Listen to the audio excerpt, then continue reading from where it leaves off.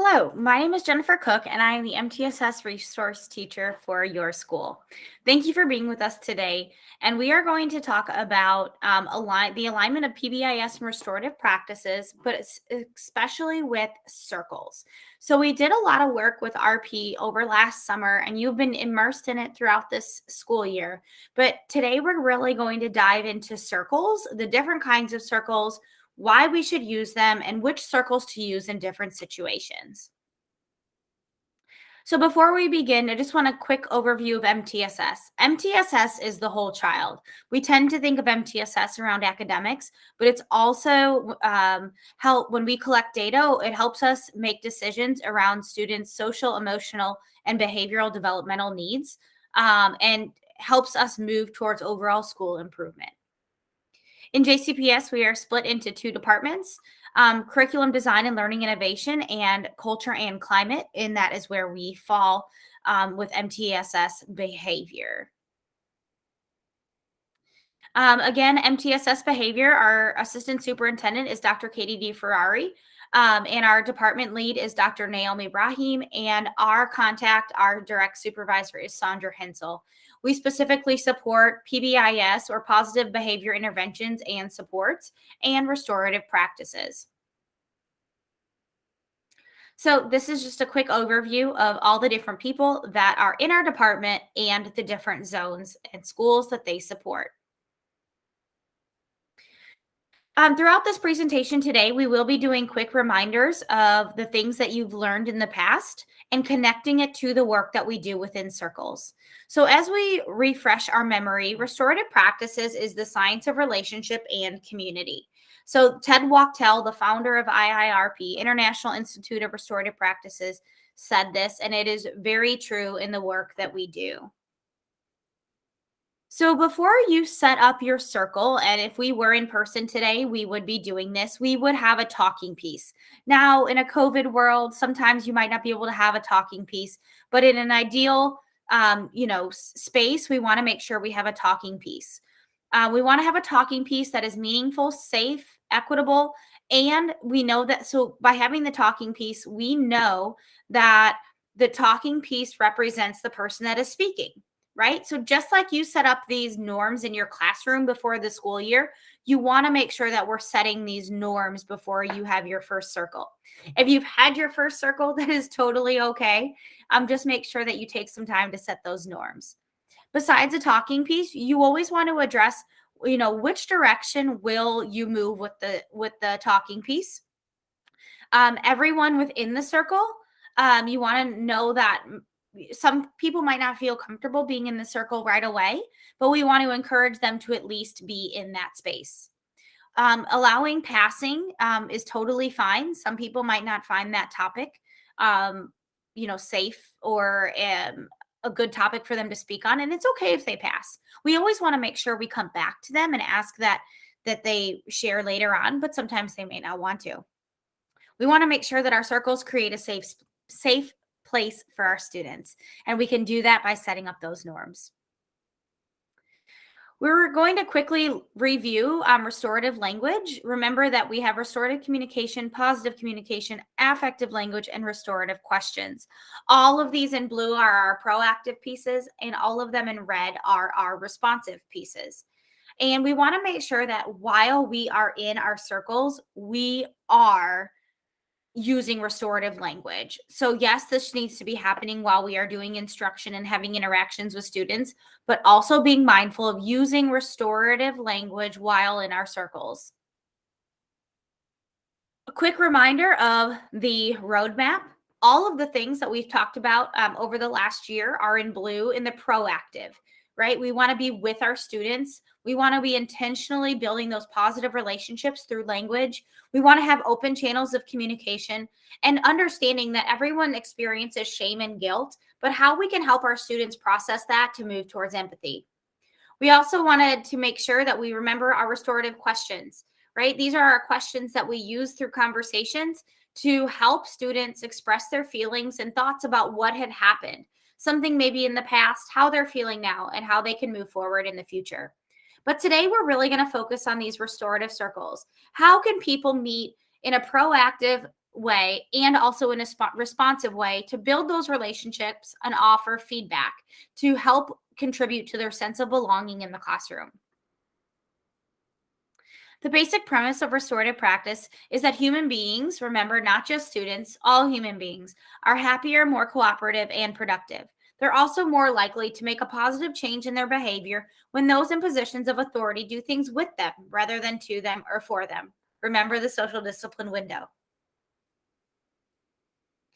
The aim of restorative practice is to develop that community and to manage the conflict and tensions by repairing the harm in relationships. We know that there is going to be harm and conflict in a school building. We want to spend 80% of our time building that community, but we know that there will be some conflict and tensions. And we want to use restorative practices to repair that harm and to continue those relationships. So at this point, if we were in person, we would ask you to look at the following quotes and have a discussion. So please just take a second to look at the following quotes and see kind of what they have in common or any ahas you might have.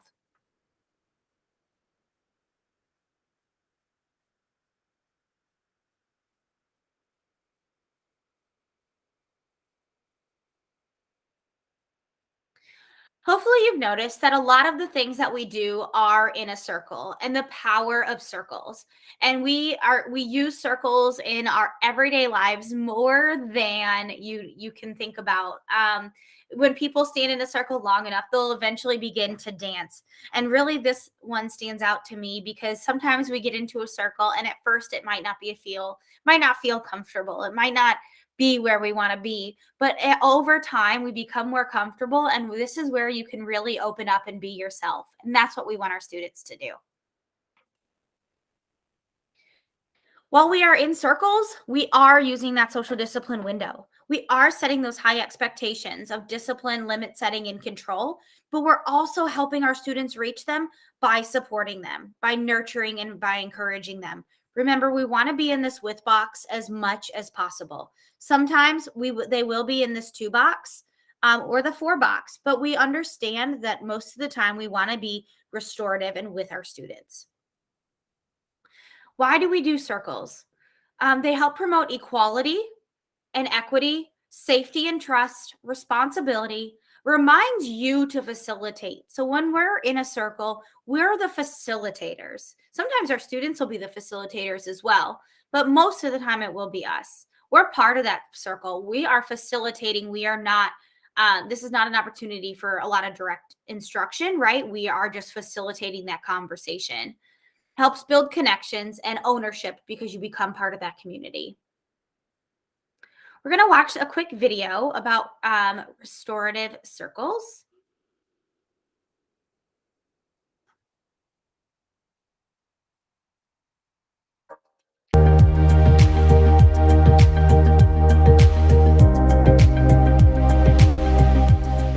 I try my best to circle up with our staff as much as possible. Actually, just talking to our school counselor and our AP, with it being such a heightened part of the year, we all just said we need to circle up. It's time for us to circle up and take a breath and remind ourselves of why we're here and reset to be able to make it through, finish strong, the end of the school year strong. I use circles several times throughout the day. We start each day off with a circle, sort of a temperature check kind of thing. Kids are allowed to speak out if they want to. They got the option. And I also use it to close out my lesson for reflection, telling maybe what was difficult for the day, or we might go another spin what they learned through the day. Give it time. If it doesn't come natural, give it time. Seek out those who you notice sort of it does come naturally to them, and maybe watch, maybe ask to go into a colleague's classroom to see it, because reading it, researching it, sitting through the trainings is one thing, but actually implementing it, it makes a huge difference. So give it time and ask for help, ask for advice. Absolutely. I mean, you're going to have those outliers who don't buy into it, but I think if you continue to use it and continue to praise on it, they'll buy in. The kids will buy in. So just give it time. I use circles in a restorative way because I deal with a lot of behaviors. So my circles are usually conflict resolution and making sure that everybody is heard and everybody gets a chance to talk and get their feelings heard. Sometimes our kiddos don't really get to have a voice. And this is their chance to have a voice without being interrupted so we can hear what they're actually asking us and what they need. The relationships between the students, it grows. They actually know what the other student is feeling, what the other student, how the other student reacting, what's going on that made them react in that way, and that they can understand that everybody has feelings and everybody may do different things, but sometimes it's never intentional, it's just a reaction. Keep doing it with fidelity. Sometimes the first time it won't work, but eventually it will. I like circles because we can see everybody and not just one person. I like the circles because it's fun to hear what everyone says. We can share our feelings and opinions about what we should do, so we can see our reactions on how we solve our problems. It makes me kind of nervous and excited because I usually don't have any responses, but I get excited most of the time. What I like about circles is that I like how we get to pass the ball around and we get to tell everybody how we feel about a certain conflict or situation that happened to somebody else or myself. We do circles in our classes to like answer questions about like how was our day or answering math questions or things like that.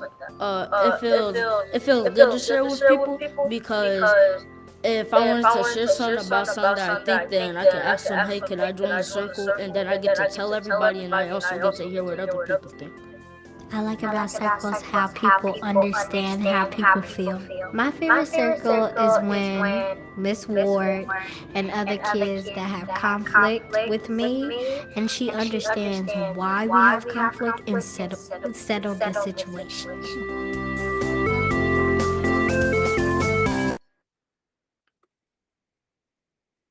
All right.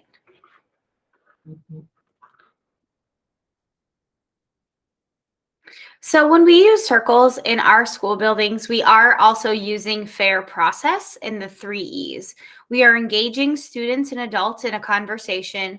We are explaining why something is happening and that expectation clarity. So if we are trying to solve a problem with our students or with our staff, by having a circle allows fair process to happen. That engagement, that voice, that explanation, and that expectation clarity can all be there while using circles. Different types of circles. Most of the ones that you have seen or used already throughout these trainings have been proactive, sequential and non-sequential. And if you look at the diagrams below, sequential, is just going around in a circle where everyone is sharing. Non-sequential is kind of more like a popcorn style. And both of them can be used in different situations. You also have responsive circles. They can be they can be sequential, or they can be non-sequential. You can have students or adults share in one word, maybe how a situation made them feel, or you can use a non-sequential circle in order to kind of get different voices heard, but maybe not, or maybe more in depth. So again, both of them can be used sequential, non-sequential, in whatever way fits that situation. When we will talk about a fishbowl later on, but a fishbowl can be used in a proactive way or a responsive way. Proactive circles. We want to use these 80% of the time. Just like the blue pieces, the blue practices on our roadmap, 80% of the time being proactive. We want to use proactive circles before problems occur, right? We want to make sure that we're building this community and building relationships before we have to solve that problem. A proactive circle promotes equal voice, helps build connections. They're intentional and planned. So yes, even though you're having a community building circle, be intentional with your planning. Make sure that the question that you're going to ask is getting where you want it to be. Make sure the question you're going to ask doesn't intentionally or unintentionally offend someone. So stop and think and plan ahead when possible. Build trust in relationships. We want to make sure that we are building trust amongst our kiddos and building those strong relationships. And we can do that through proactive circles. We want to use these in many different ways, and it's really important that we use them in different ways so that our students see that they can be used very diversely, and our students won't get burnt out by just using them in one way or another. We can do this through community building games, which is one of my favorites. Setting norms. This can be in classrooms. This can be before school events. This can be before recess. This can be before any activity that is happening, getting together in that circle to go over those norms. Icebreakers, reflections. This can be a reflection on their weekend, on their day, on an assignment, or even like a reflection based on, an assembly that might have happened in the building. Check in, check out. Feedback. This could be feedback on an assignment or feedback from something behavior related, but having that conversation in a proactive way is really important to start to build those conversations. And also, one of my favorite ways to use a proactive circle is through content discussions. When I was a classroom teacher, I taught science, and we used this all the time, and we would discuss our findings from our labs that we had done, not just our learnings, but some of the challenges we faced, some of the things we already knew, some of the new learning. So I was able to really use content discussions a lot in a science classroom. So again, if we were in person, we would model a non-sequential circle. And we're going to show you a couple videos of proactive circles being used in JCPS buildings.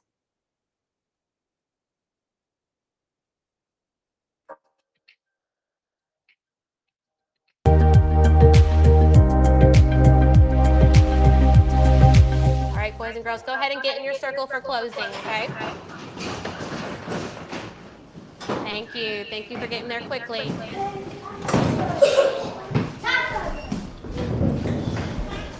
All right, boys and girls. So today we talked about comparing fractions, so I want to get a feel for how you're feeling today. So based on our lesson today, are you feeling like you got this, or do you feel like you might need a little bit more help?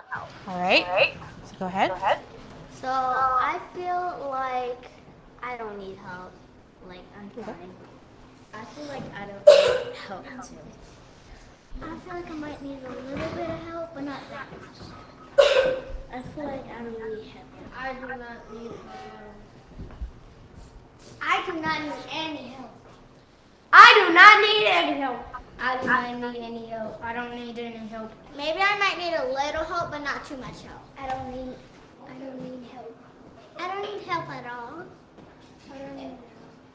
All right, thank you. Good job, guys. All right, back to your seats. Thank you. All right, good morning, guys. As you're coming in, remember, get your independent reading books. Good morning. Don't forget to get your independent reading books. Good morning, morning. Yay, good morning. Get your independent reading books. Good morning, good morning. How are you all? I'd love to see your bright, sunshiny faces. All right, so today, here's what we're going to do. We are going to do a check-in, check-out circle, okay? And it's going to be really simple. I'm going to ask you a question of, how are you doing today?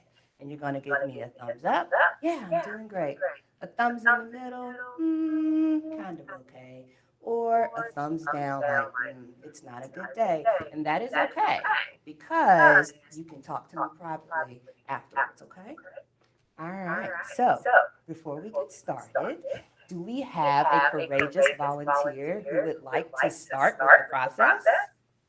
Okay, thank you, Nick. Thank you for volunteering. All right, so Nick, after I ask the question, but before I ask the question, you get to decide which way would you like the circle to go. Would you like to go to the right or to the left? Okay, so that, I'm like, that is your right? Okay, that way, we're going this way. All right, so here's our question. How are you doing today? Now remember, the circle is going to go this way. All right, ready? Go, Nick.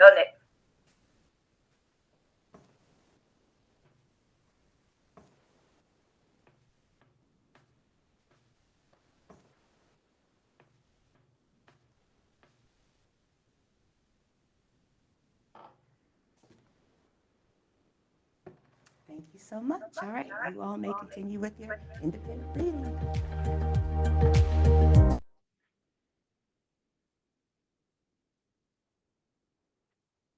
Okay. So the next video that we're going to watch is a community building circle. So the last one, they kind of did a quick check-in about, what was happening in the students' days and how they were feeling. And that's one way to do a proactive circle, is just a quick check-in. But then we can also do it through community building games and activities. So here is another example here in JCPS. All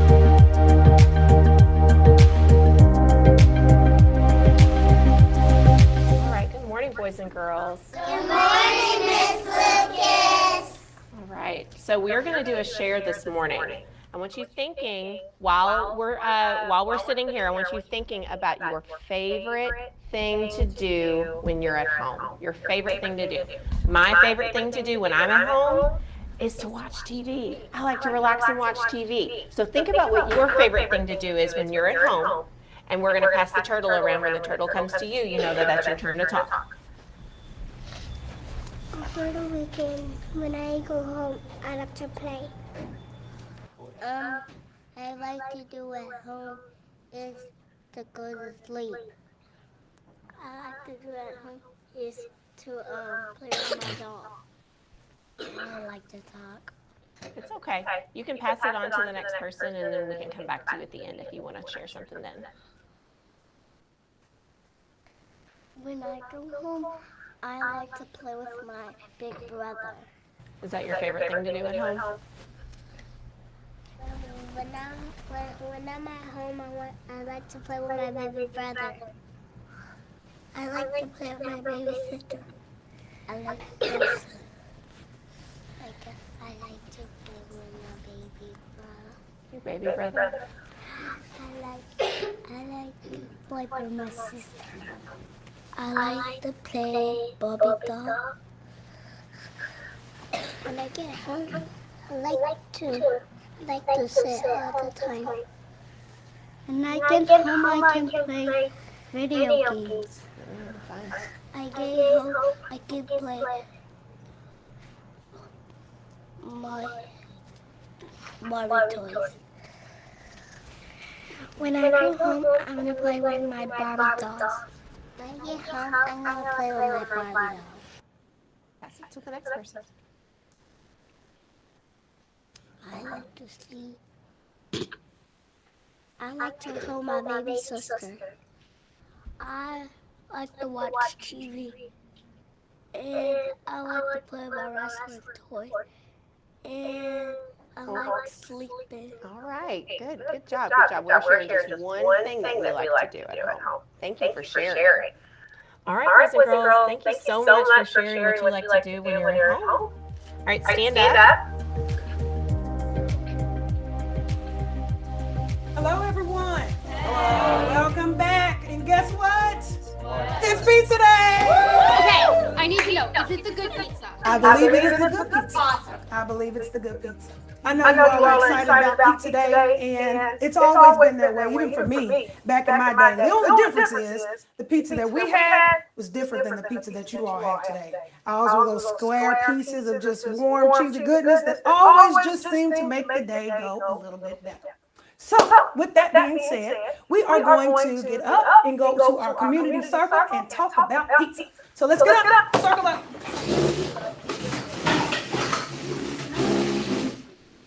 All right. So, for our circle today, here is our question, right? The question is, what is your favorite pizza place, right? What is your favorite pizza place?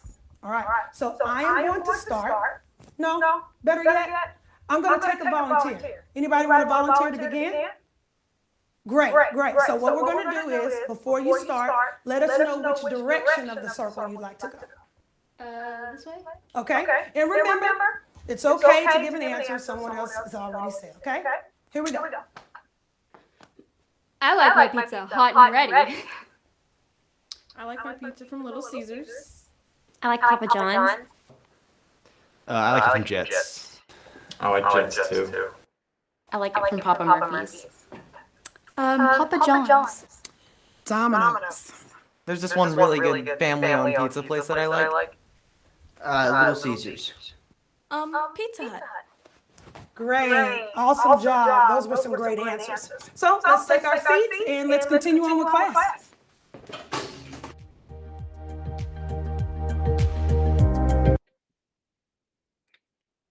Okay. And last but not least, we have how can you use content or how can you use circles within your content? So hopefully this will give you a few ideas of how you can bring circles into the work that you're already doing in your classes. All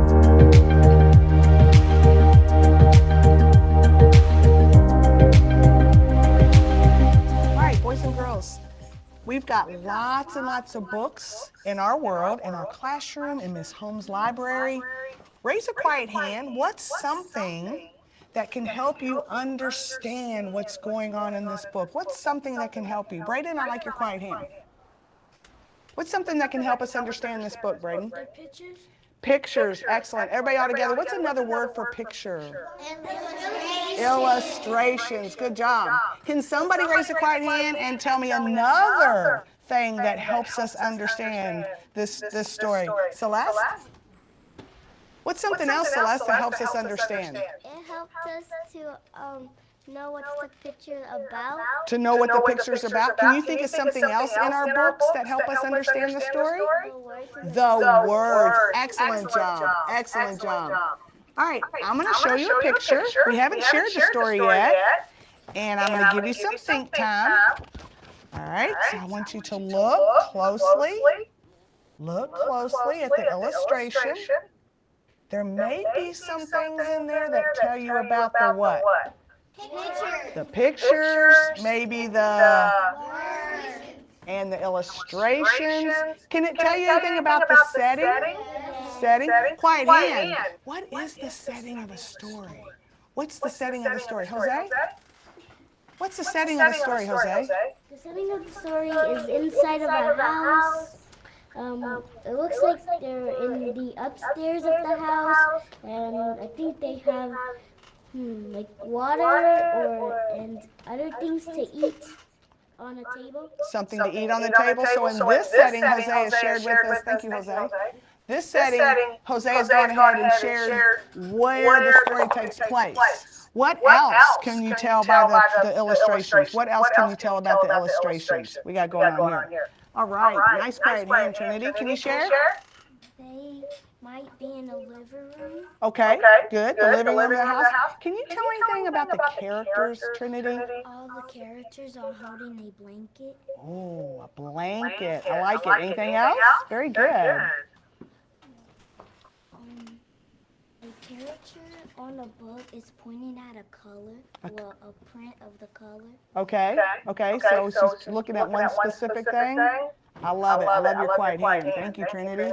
One more. Does anybody see anything else that they like to share? Anything else? Anything else, Jada? What would you like to share with the class? The whole family's in a circle holding the cover. I heard blanket, I heard cover, and I heard family. Who agrees this might be a story about a family? I love it, Jada. I love it. All right. Good job. Here we go. The title of the book is The Patchwork Quilt. Everybody say quilt. I heard cover, I heard blanket, and that's exactly what a quilt is. It's a type of cover or blanket. Can I explain what it is? Sure. A quilt is like something like a blanket, and you sometimes sleep with it in your bed. Okay. That's how you make it, and sometimes you cover it in the table, and that's what a quilt is. A quilt is excellent. We're going to add some more to that when we read the story about the quilt. All right, here we go. Tana sat restlessly on a chair by the kitchen window. For several days, she had to stay in bed with a cold. But now, Tana's cold was almost gone. She was anxious to go outside and enjoy the fresh air and the arrival of spring. All right, guys, we're gonna wrap up today. And before we do, we're gonna wrap this in a community circle. All right, so once you grab all your stuff and get together, when I say, let's get in the community circle. All right? Let's go.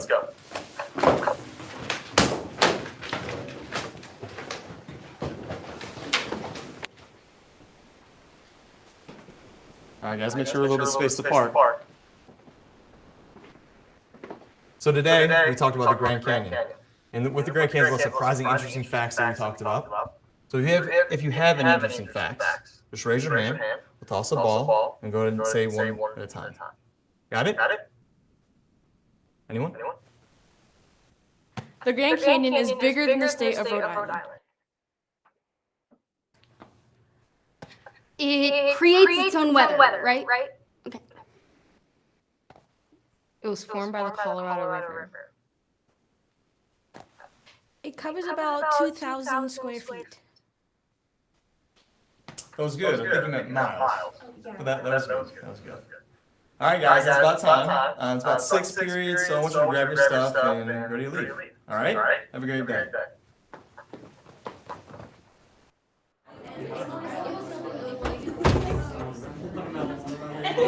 All right, good morning, everyone. So glad to see your smiling and awake faces in class today, because today we are going to begin a new section, and it's all about geology, which is essentially the study of rocks. So before we get started, I think it'll be helpful for us if we talk a little bit about what we already know about rocks, and we're going to do that in our community circle. So let's get up and circle up.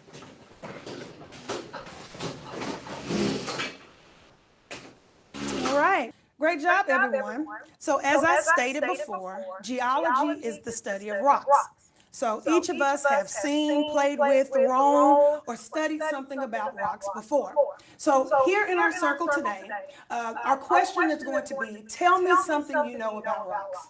Tell me something you know about rocks. And for this circle, once I start, I'm going to pass the talking piece to my left. And remember, it's okay to say the same thing somebody else has already stated while we're in the circle. Everybody good? Okay, so let's see. There are 3 types of rocks. Some rocks are crystallized or have crystals inside of them. Some rocks are smooth and some rocks are textured. Patrick Star lives under a rock. One type of rock is a volcanic rock. Rocks don't taste good. Rocks are made of minerals. Some rocks can be brittle. One type of rock is igneous. Rocks can be billions of years old. When melted rocks become lava. Wow. So I see that there is a lot of prior knowledge about rocks. So with that being said, let's have a seat and let's dive right in.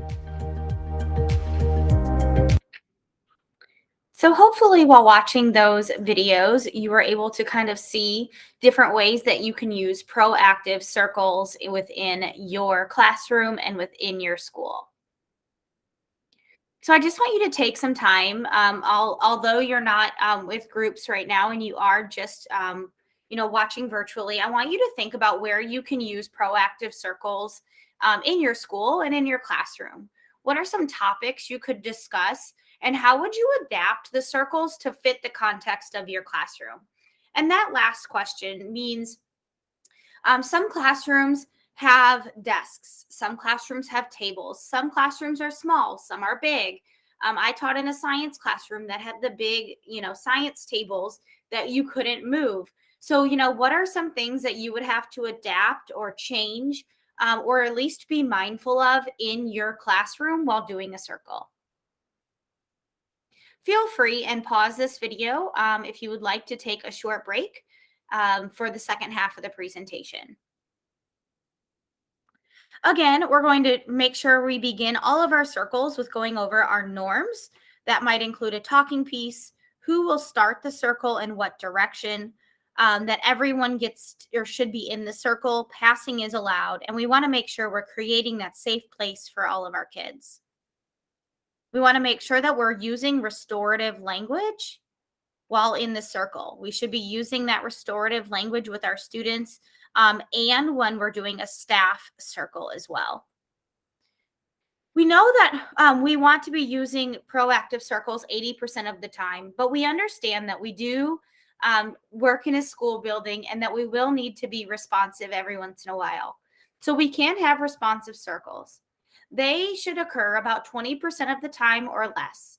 When using responsive circles, they're used to respond to a challenging situation. They create a safe place to resolve conflict or a problem. They're used once a relationship has been established. So doing a responsive circle with people that don't have a relationship with the students or the adults involved is not usually productive. We want to make sure that we begin the year or as soon as possible with those proactive community building circles so that when a conflict does occur, we are able to use a responsive circle since that relationship has been established. We want to make sure that these are also intentional and planned. So if you are going over a conflict that happened with some students or adults, we want to make sure that we are prepared and we want to make sure that we fully understand the situation before diving into that circle. So making sure they're intentional and planned before we have them. So IIRP says when a wrongdoer restores his good name and standing by taking responsibility for his actions, the restorative process has clearly been successful. And restorative circles can be done many ways, but one of the best ways that we can do them is by using the restorative questions. There's different types of restorative circles. You can talk about what happened as a class, right? The whole class, something happened and you want to address that. You want to resolve a problem as a whole class. This is not a time to single out or to shame a single or a couple students. This is a time to address class-wide issues that have arose. We also want to make sure that we are using restorative circles and responsive circles to help students discuss their feelings about situations. This could be something that is school-based or community-based. Talking about field trips, substitutes, and celebrations. So responsive circles just really mean after the fact. It doesn't always mean that the situation has to be negative. Things like field trips and celebrations can definitely be positive responsive circles. We're just responding to things that have happened. We want to make sure that we are using restorative questions when trying to solve conflict because they are open-ended. They allow us to create a safe space and a non-threatening way for information to be communicated. It's addressing issues from the past, present, and future, and they're responsibly used to explore the harm and its impact on others. So we want to make sure that when possible or when needed, we are using the questions to help us solve those conflicts and repair the harm. So we're going to watch a video about responsive circles.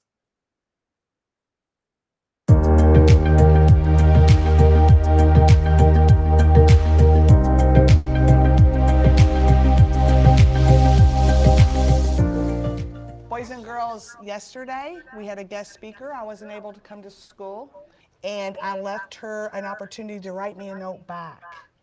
And I must say, I was a little disappointed from some of the comments she left for me. I don't think some of us had our best day, and it made me a little sad. I was counting on you to do the right thing. So let's share out and maybe something you struggled with, what's something you could do better for if next time we have a guest speaker in the classroom. Right. Not leaving the classroom. Not leaving the classroom without the teacher saying, I like that. Excellent. You pass it on. Jonathan? You have to stop talking when you're talking. Okay. When other friends are talking? Good. Pass it on. You go when it says when Miss Kadowski ain't here. What do you mean by be good? Can you give me an example, something you can work on? Do your work. Doing your work. Excellent. Jose, your turn. Every single time that Brian keeps on talking to me, I can just keep on ignoring him. So when a friend is trying to distract you, one of your options is to ignore? That's a good choice. Good choice. Can you pass it to Hernan? What's something that you can do if we have a guest teacher in the room? Directions. Very good, Hernan. Following directions. Alexa, what's something you can do when we have a guest teacher in the room? Be respectful. Celeste, what's something you can work on when we have a guest teacher? We can be nice to the substitute when the teacher is not here. Being nice to the substitute? Good. Roxana? One thing we can do when the teacher's not here is to don't talk in the hallway. Respected our rules in the hallway. I love it, Roxana. We not should do is don't talk back. Not talking back if you're corrected. Good, Brianna. Braden, what about you? What's something you can do if we have a substitute teacher? You cannot run in the hallway. Running in the hallway. That's not a good choice, is it? Good. Olivia, what's something you can do? Walking on the stars. Walking only on the stars. Jada, how about you? What's something you can do if we have a guest teacher? You guest teacher, fix your attitude. Don't tell Miss Gadowski, hey, Miss Gadowski, you forgot to give me a dojo point. The example is don't talk back to the teacher. Don't get on the table. Okay, we definitely, that's not safe, is it, Brian? Very good. Thank you. Let's go. Everybody out of the hallway. Get out of the hallway. Let's go. In the class, have your seats.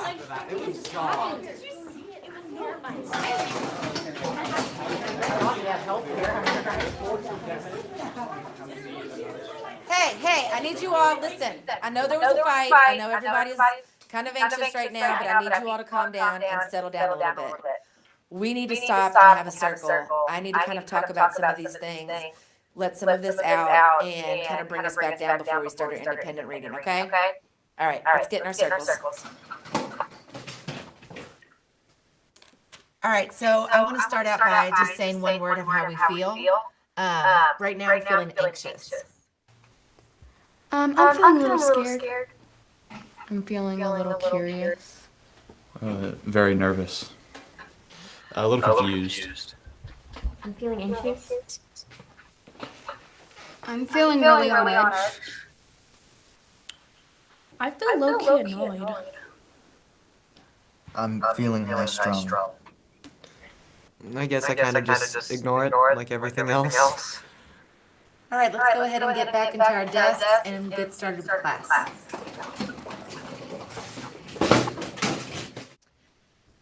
After the murder last week, I think it's really important that we take some time to sit together and talk about how we're feeling and some of the emotions that we have. It's hard losing a classmate, and it's important that you know this is a safe place where we can all sit down and talk together. Would someone like to start? I knew him. We used to hang out in the summer until he moved out of my neighborhood. I don't know, I'm mad. I lived a few blocks away from where he was killed. I don't want to live there anymore. I'm afraid that it'll happen to me. And I saw my grandma and she was worried and looked afraid, and that makes me worry. I'm angry. I'm mad that a student I had in class last week is not here today. I'm mad he's not going to have the same opportunity to grow and be what he wants to be. It makes me angry. I've seen this 3 times since I've been in school. I'm scared to leave my house because of it, and I don't want to come to school if this is what keeps happening to the students. I hate it. Okay, look, it is what it is. He knew what he was doing was going to get him shot, and that's his fault, not mine. What the hell? Dude, you're a jerk! Okay, wait. We need to make sure that we are following the rules of the circle. You have to have a talking piece when it's your turn. Otherwise, you got to be respectful and let people talk. But I want you to also remember that we don't know the facts, and we don't know what happened. All we know is that someone that was our student and our classmate is gone now, and we need to be respectful of each other's feelings. I just think it sucks. It sucks that he was killed. And it sucks that it happened. We knew him. He knew us. It's just... Vic, I can tell that you're still really upset. Would you like the talking piece again to kind of tell me how you feel? I kind of feel like you got off scot-free there. It's like, I don't understand how any part of what he said was okay, how any part of what he said was fine. Anytime emotions are involved, it's really hard to find somebody that you disagree with and to be able to take what they have to say and understand it. When we're in a circle, it's important that we follow these rules so that everybody does get heard. And even if we don't agree with them, we still have to respect that they can feel how they feel. Does anybody have any ideas of what we can do in the community to make you all feel safer? I want to be able to feel like I live in a community that actually cares whether Black kids live or die. Sometimes random violence doesn't scare me, but I think that we should actually have a self-defense class for girls to defend ourselves when guys don't know no means no. I think these are some excellent ideas. And I really appreciate you all coming together with me and feeling safe enough and vulnerable enough to talk about how you're feeling. Bad things happen and it's not easy. It doesn't get easier. So it's important that we can all sit together and talk about our emotions.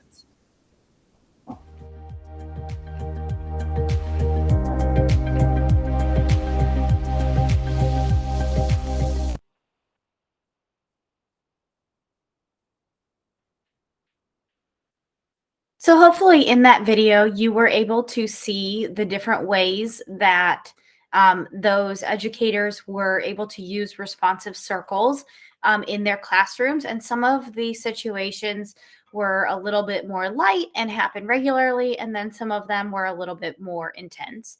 And both of those are ways that you can use responsive circles. And all we have to make sure we are intentionally planning for them so that when things do come up that we don't expect, we know how to handle them. So again, I want you to brainstorm kind of just on your own at this point. How can you use responsive circles in your classroom and in your school? What are some situations that you might need to use it? So list some different situations that happen throughout the day and throughout the year in which you might be able to use responsive circles. And who may need to be involved? So sometimes when we do class circles, we try and bring in other people that may have been harmed or that could be there for support. So if you've never done a responsive circle before, but you feel one is necessary for a whole classroom, maybe calling in some additional people, one or two, that can be there to help you facilitate may be beneficial. Maybe you need a counselor. Maybe you need another teacher. Maybe you need some additional support. So just keeping in mind that you don't have to do it all by yourself. If you feel like you need support, then ask for it. So the last circle that we're going to talk about is the fishbowl. And this is the one that can be used either in a proactive way or responsive way. And here you can see that you would have two circles. You'd have an inner circle and an outer circle. The outer circle is just kind of there participating. The inner circle is the place where people are sitting to give suggestions. So somebody would come up with a problem and they might sit in one of these inner circles and they would come up with a problem and share their story. The other three people in this inner circle would give their suggestions to the person with the problem. Then you have an optional empty chair. This empty chair allows people from the outside circle to visit and to give their input on solving the situation as well. It could be a very simple situation or it could be a little bit more complex. So the person has 3 minutes to describe their situation. You allow 10 minutes for feedback or until there's an extended amount of silence. And then you allow 2 minutes for the person with the problem to reflect. You also want to make sure you have two note keepers or recorders because people are going to be giving lots of ideas fast. And you want two people that can record them. And you also want somebody that can keep the time so that you are very structured with this circle. This can be used in classrooms. This can be used with adults. This can be used for content conversations, or this can be used for problem solving when it comes to relationships. So why do circles work? Circles work because they create a cooperative atmosphere. Students take responsibility for their actions, and so do adults. Students respond because they feel respected. So students want to have these conversations. Students say what matters, or what students say matters. So we want their voice to be heard, and we want them to feel like they're part of this community. We also want to make sure we're creating that positive environment, and by helping students and teaching them the tools that they need to resolve conflict and to restore relationships is really powerful. Some tips and tricks with circles. We want to make sure we're staying positive as possible. We want to have positive body language because that can tell our students a lot as well. Active listening. We want to set those clear expectations. We want it to be student-centered. And when I was in the classroom, my students would sometimes bring things that they wanted to talk about into the circle. So when your students start to bring those things up, it really does make it a student-centered space. The circle is a sacred, safe place, okay? And so when we're talking about, some maybe harder conversations, and making sure that our students know that it's a sacred, safe place for them to have those open conversations. You want to make sure that you have a talking piece that is safe and respectful and equitable for all students. We want to avoid blaming or shaming any of our students.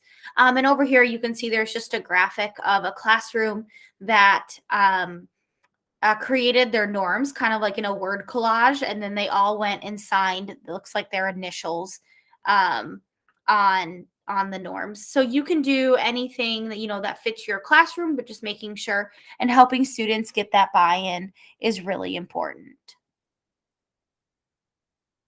So here is a link as well for some cooperative games that you could use to help build those relationships in your classrooms. That is all we have for our circles training today. Please reach out if you have any questions or need additional support when it comes to implementing restorative conversations, restorative circles within your classroom this school year or next year. So again, thank you for taking the time to be here today. Please reach out if you have any questions when it comes to restorative circles, either responsive or proactive. Thank you very much.